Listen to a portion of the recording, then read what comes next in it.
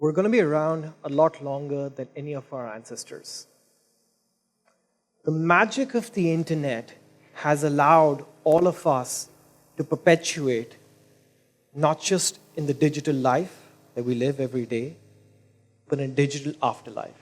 See, all of us are writing in our smartphones every day our own memoirs. We're transcribing our lives every day voluntarily. But with that, we are giving back to humanity and allowing a fundamental shift in something that man has been trying to do for thousands of years. We're trying to be eternal. See, before the internet, man tried in every form or the other to somehow leave some remnant of himself in this world hereafter. He tried to write books that would somehow be read, somehow be published. If he was powerful enough, he would try to take over large tracts of land by becoming a ruler. Perhaps powerful enough to leave behind a monument, build a fort that would stand the test of times. Perhaps write something to leave behind for a family tree. Perhaps get a town named after himself. But ultimately, it was all about how much influence you had. But very few had that influence. The internet changes all of that. The internet allows all of us to have access to live beyond our physical life. It's made being around more democratic. It's allowed all of us to have the capability to reach a larger audience.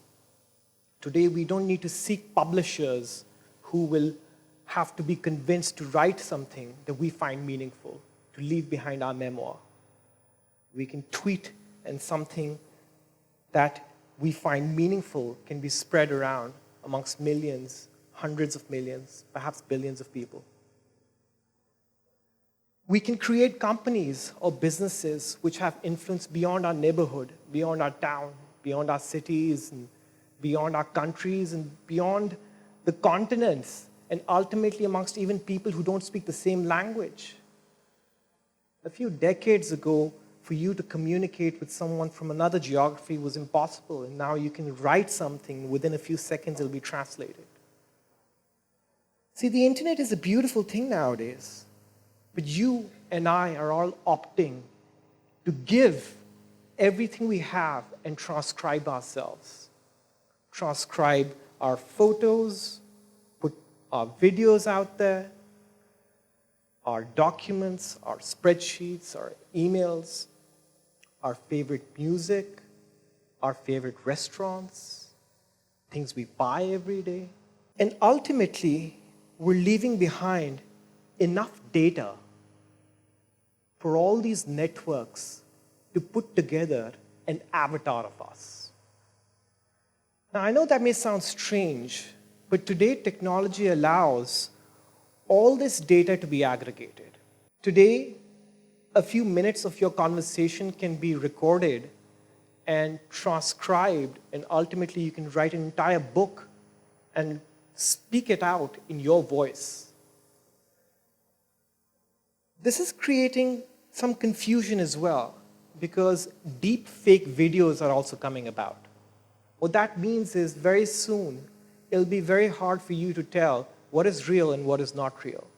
Because computer-aided technology, algorithms today allow all of this to be stitched together.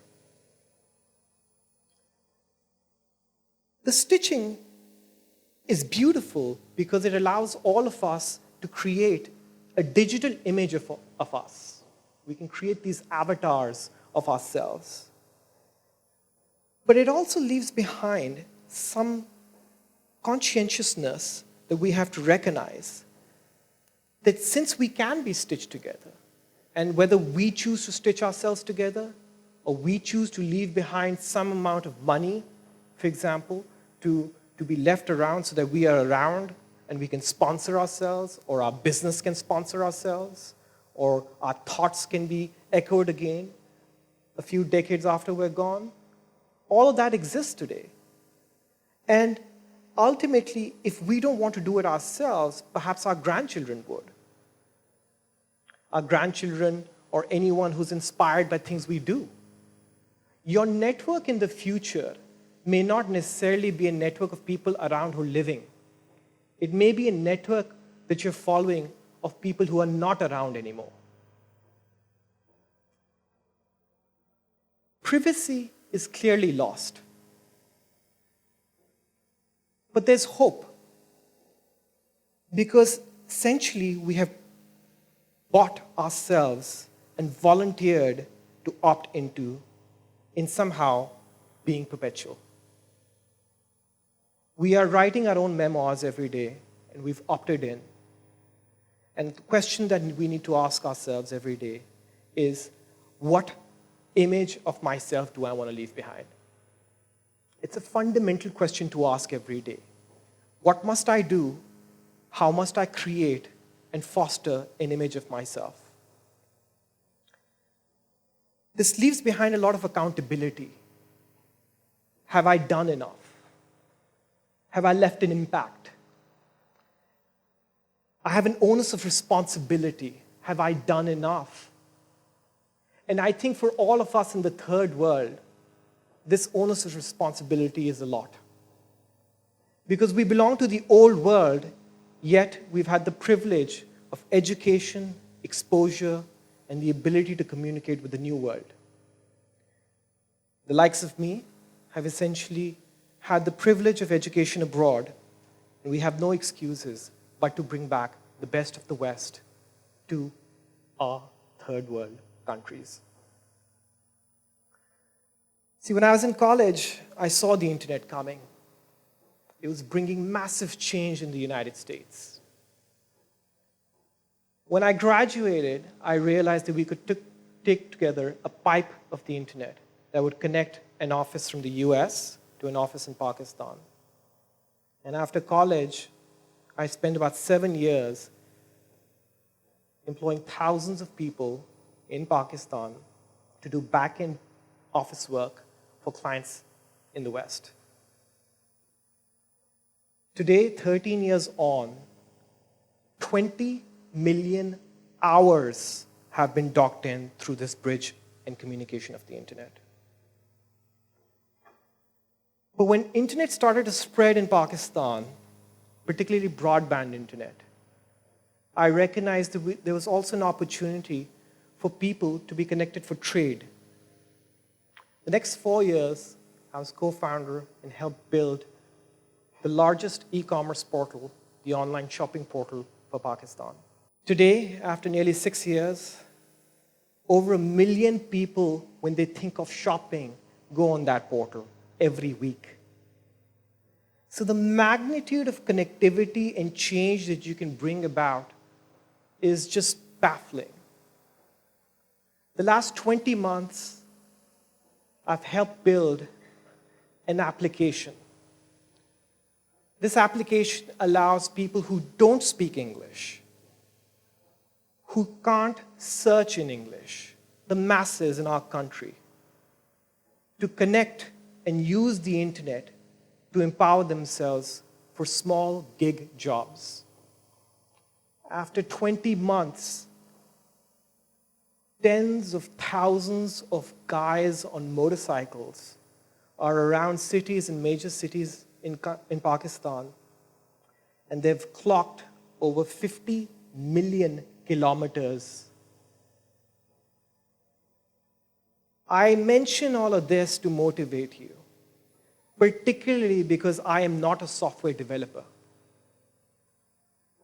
I have the power of language, perhaps, and I can tell a story, and I can ideate a product, but I believe all of us can. And all of us can partner with software developers or people who are perhaps introverts and don't have that potential. And together we can create things that can change our societies and bring massive, massive impact. In 2020, 5G will come in the world. I can't even believe to tell you the massive change that will do. When the internet is 100 times faster than it is today, what you do on a day-to-day basis will transform. Today, a movie that may take a few hours or an hour or so to download will just take a few minutes. But what it will do in terms of 3D or holograms will be massive. Suddenly, you will not necessarily have to do video, but you will be able to see a person in front of you. 100 times faster, the internet will transform our lives. Perhaps smartphones will be smart enough, just in a few years, to drive our cars. The changes that are about to come are going to be massive. And the question is, how will we participate in this change? See, access is unparalleled today. When I was in college, the university I went to had one of the most expansive libraries put together over hundreds of years. It was one of the centers of knowledge in the United States. And I would wonder that someday my countrymen will have access to libraries like these. Well, I didn't realize that it wasn't going to take decades. It was just going to take a few years. And all that knowledge, all those library books would be on the internet for free. Today, you can be in a remote part of Pakistan and access that very library. In fact, you can access most libraries from the top universities in the world. So today, to have an excuse that we live in the third world is no longer an excuse. So the burden of responsibility on those of us who can understand English, who can communicate in English, and who can access these libraries of knowledge, whether they be in books or videos, is there for all of us. And so we now have to be the harbingers of change. For those who are religiously minded, I tell you that however you think of this, there is an afterlife, and I agree with you. But it may be a digital afterlife. But if I try to make a connection between the two, see, I believe in this thing called khudi. Christianity talks about man being created in God's image. And Islam talks about God being closer to man than his jugular vein. And the Kabbalah, the Jewish Kabbalah, talks about stars within every one of us. All this light, this energy within every one of us. And khudi, which is from Sufi Islam, talks about something similar, which is that every one of us has a hint of God within us, and it's incumbent upon us that we kindle it. We will perpetuate. It is bound to happen. And we've been told that this is going to happen. The question is, what are we going to do about it? This energy will persevere. There will be avatars. There will be an afterlife. There will be a culmination of khudi and avatars. It's time we craft our story. It's time we create this digital persona, recognizing that it will persevere, whether of our own choice or not. It's time to recognize that we are writing our own memoirs every day. And we have to be responsible about this. We have to be responsible about what we will represent for the future, because we are going to be around. The opportunity is now. The times are changing. And I encourage all of you to not be normal, to be the harbinger of change. and to kindle that light within you. We all have an opportunity to become legends. Thank you.